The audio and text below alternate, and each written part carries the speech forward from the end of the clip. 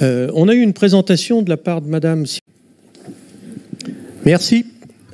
On a eu une présentation de la part de Madame Sylvie Fayolle d'une demande de labellisation. 3 étoiles. C'est bien, c'est ambitieux.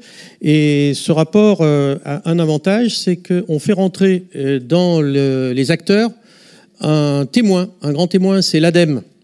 C'est-à-dire que ce témoin va pouvoir vérifier que ce qu'on affiche un jour sera réalisé. Ce label a pour objectif de mettre en évidence la réalité ou non de l'engagement de notre collectivité en faveur de l'environnement, de la lutte contre le réchauffement climatique et l'importance de cet engagement. Cet engagement, pour ce qui est de son affichage, ne date pas d'hier. Cela donne une succession d'initiatives très médiatisées dont on a du mal toujours à évaluer les résultats concrets. En 2008, c'est l'élaboration d'un PCET, Plan Climat-Énergie Territorial, adopté en 2011. L'évaluation m'est arrivée, et je remercie quand même, au passage, les services et Madame Fayolle. Elle est arrivée tout à l'heure à midi. En 2015, notre collectivité s'engage aux côtés du Parc naturel régional du Pilat dans une démarche TEPOS. Quels en sont les résultats? En décembre 2018, nous votons un PCAT, Plan Climat Air Énergie Territoriale, on s'améliore, pour la période 2019-2025. Où en est-on aujourd'hui, 4 ans après son adoption? Parce que souvent, vous nous donnez des objectifs, vous nous donnez ce qui est réalisé dans l'année, mais on n'a pas la progression. Et ça, je trouve ça important, ne serait-ce que pour nous tenir informés de comment et pourquoi on peut améliorer les choses. Aujourd'hui, en 2023, notre collectivité s'engage dans une nouvelle démarche, celle de l'obtention de ce label. Cette fois, on va pouvoir suivre de manière plus précise ce qui est réalisé. Au moment où nous visons la 3e étoile du dit label, je fais un peu d'humour, d'autres collectivités de la région se sont déjà vues attribuer un chamois d'or ou d'argent. Je pense à Grenoble ou Lyon. Nous avons donc une belle marge de progression, il faut la souligner, au moins c'est l'intérêt de partir de loin, mais il n'est jamais trop tard pour bien faire. Depuis fort longtemps, les écologistes demandent que Saint-Étienne Métropole se dote d'un processus d'évaluation des politiques que nous engageons, en général, pour permettre d'en apprécier la pertinence réelle. Lors d'une précédente réunion de notre conseil, où Mme Fayolle avait présenté le rapport développement durable de la collectivité, j'avais mis en évidence cette faiblesse structurelle. J'avais pris un exemple sur les vélos. Dans cette situation, cette démarche nous semble opportune et doit être porteuse de progrès. Aussi, nous serons très attentifs et attentives à ce que les fiches d'action soient dotées de véritables indicateurs de suivi, mis à jour régulièrement. Pour l'instant, on a des objectifs sans véritable calendrier de mise en œuvre, ni budget, et sans possibilité d'en garantir la cohérence. À ce propos, les écologistes demandent aussi, depuis le début de la mandature, à ce qu'un budget vert soit mis en place au plus vite, à l'instar de ce qu'il devrait être fait à la ville de Saint-Étienne, Je dis qu'il sera peut-être fait, mais ce n'est pas encore le cas. La mutualisation des services financiers peut y aider. Cela permettrait d'arbitrer de manière éclairée nos différents choix et de leur donner la cohérence qui manque. Parce que si on fait un budget vert, on se pose des questions sur tout investissement. Sans vouloir caricaturer la situation actuelle, il semble paradoxal de vouloir améliorer nos exigences en matière de lutte contre le réchauffement climatique, alors que l'on se propose de créer une nouvelle zone imperméabilisée, Stélitech 2, construire une nouvelle patinoire, rénover le quartier de la Cité du Design et devoir entretenir pour près d'1 million d'euros par an l'Arena. Si pour l'Arena, le coût est parti, hélas, on peut peut-être s'épargner des dépenses importantes pour les 3 autres projets. Inopportune à nos yeux, mais également au regard de ce qui met en évidence le rapport de M. Pisani-Ferry de France Stratégie, qui vient de sortir. Il souligne une fois de plus la nécessité absolue d'investir prioritairement dans tout ce qui peut limiter le dérèglement climatique. L'auteur, que l'on ne peut pas taxer d'être un Khmer vert, il avait participé à l'élaboration du programme d'un certain monsieur président Macron, je crois en 2017, dit l'urgence de changer l'ordre de nos priorités. Il semble que nous en soyons encore loin dans notre Assemblée. La lecture attentive des fiches actions met en évidence des faiblesses et des imprécisions, fait découvrir des initiatives inattendues et en creux notre retard dans de nombreux domaines. 39 actions sont réputées être d'ores et déjà lancées. 24 devront l'être avant 2026. Le calendrier sommaire est joint à chaque fiche.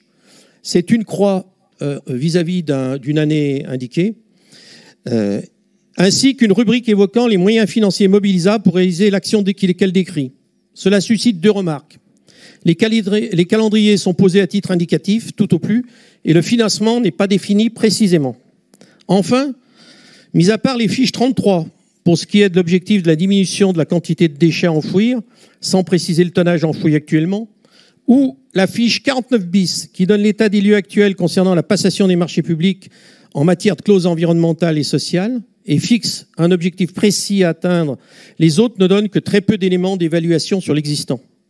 On découvre avec le contenu de la fiche 29 que l'on va créer une société de développement des ENR au capital de 5 millions d'euros. On était contents. Et qu'une étude évoquée dans la fiche 30 indique que pour 80 000 euros sera lancée cette année une étude pour développer les ENR sur le territoire.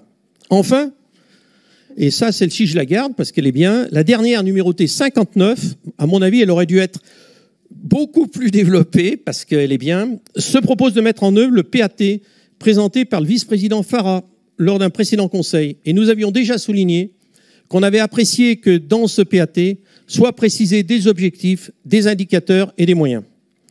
Ça nous plaît. Mais là, c'est pas détaillé, mais on est allé le voir.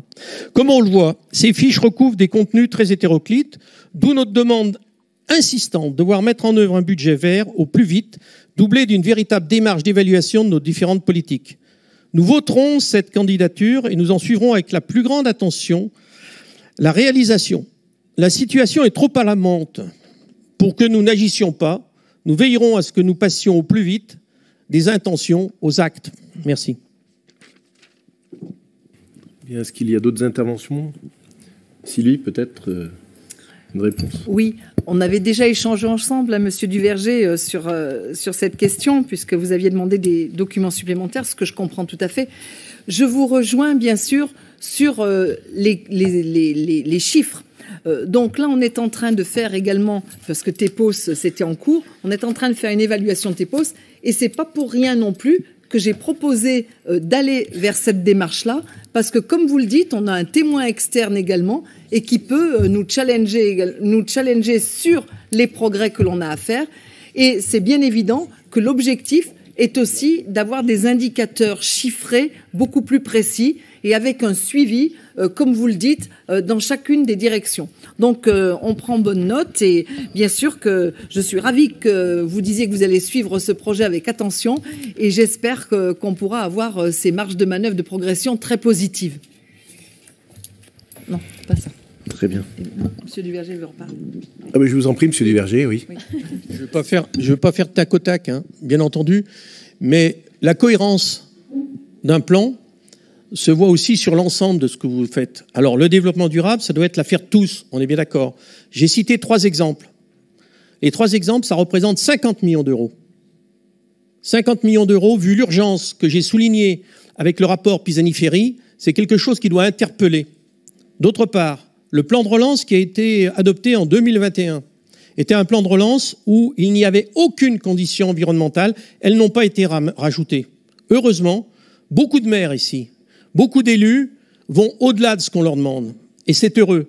Mais il est de la responsabilité de la métropole, je crois, de veiller à ce qu'on ne soit pas uniquement sur, la volonté des élus, mais qu'on ait une volonté exprimée globale de s'en sortir.